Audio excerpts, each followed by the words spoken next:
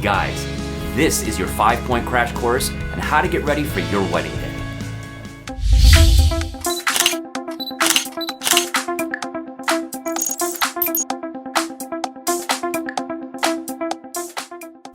Before we start, why do you need to do these things? First, the images from this day will be with you for the rest of your life and will likely be passed on for generations to come. Second, you're not only representing yourself, but you're representing your entire family. And then third, and most importantly, show your fiance that you care. The effort that you put in will be noticed, and this is a great way of demonstrating how important your future lifelong partner means to you. Believe me, it matters. So let's get to it. Today we're looking at grooming, clothing, footwear, accessories, and planning ahead. Starting at the top, we're talking about grooming. This means getting a proper haircut, trim your nails, and shave or trim your facial hair. Also, don't forget your deodorant and go easy on the cologne. Don't know how to properly apply cologne? You spray, delay, and walk away. Next, let's talk about clothing. You absolutely should not be taking out your outfit for the first time just before wearing it. Ben Franklin once said, "By failing to prepare, you are preparing to fail." Gentlemen, steam or iron your outfit in advance. Then, the day of, double check to make sure you've got all the wrinkles out and use that lint brush if necessary. Moving on to number 3, we get into footwear. If you're wearing patent leather shoes with a tuxedo, give them a quick wipe down with a cotton cloth to remove any water spots or dust. Otherwise, it's time to give them a polish and brush down. Groomsmen only wear fun socks if the groom decides that everyone is to do so. There is a time and a place for those crazy socks. Number 4, accessories. We're talking ties, pocket squares, and cufflinks. According to Google, most men do not know how to tie a tie. Well, we're gonna show you. Begin by buttoning up your shirt to the top and flipping up your collar. Drape the tie over your neck with the thinner material ending a little above your navel.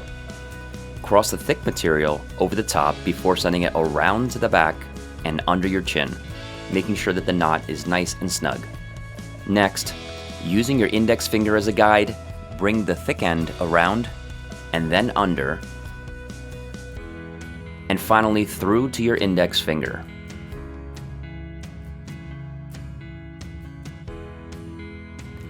While pinching the thin side, slide the knot up into position and then secure the thin end to the back of the thick end through the loop that most ties have sewn into them. Flip your collar back down and shape it up.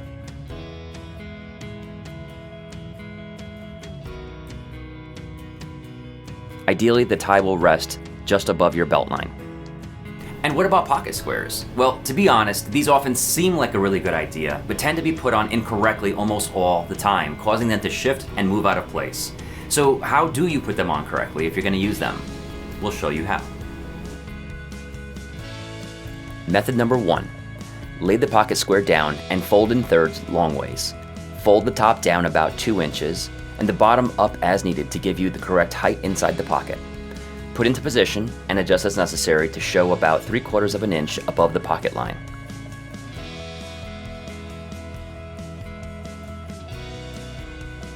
Method number 2. For a slightly less formal look, lay the pocket square down and pinch the center, lifting it up from the table. Give the bottom a quick twist and push down into your pocket.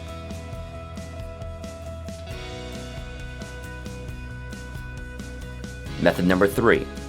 Purchase these for a few bucks on Amazon and call it a day. Next, you may be wearing a shirt that requires cufflinks. Here's the right way to put these on.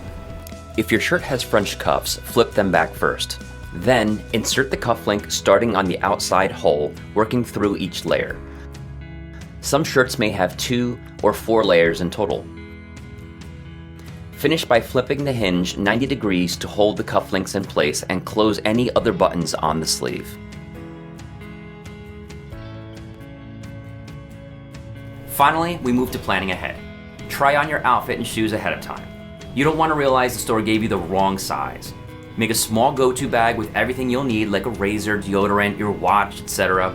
Also, if you're reading your own vows, please do not use your cell phone to read your vows. It seems very last minute and looks awful in pictures. Instead, either memorize or print them out and feel free to get creative with it. So there you have it. You've survived this crash course.